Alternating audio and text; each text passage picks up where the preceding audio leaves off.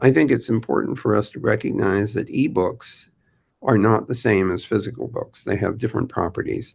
They may not have the longevity that a physical book has. And it isn't quite clear what it means to have, for example, a book in your Amazon library. I don't mean to pick on Amazon, but they're a good example. They provide you with ebooks. But what happens if Amazon doesn't survive? What happens to the books that you thought you purchased? It's not 100% clear what happens to them. And of course, your ability to access them may change with time depending on how they're encoded and how the software that's required to read them or exercise them is available. So that's one big topic. This digital preservation is a big issue. The other thing I would observe about libraries in particular, as we shift the content of libraries towards the digital, is that the libraries could become sources of resilience.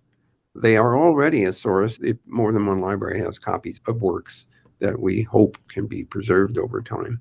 But I can imagine as libraries become houses for digital content that they could reinforce each other. If they're interconnected in a network and if standards are suitable, they may be able to support each other. So if a library runs out of capacity or in fact goes out of service or something, other libraries can pick up the ebook and e-object collection and support it and make it continue to be accessible.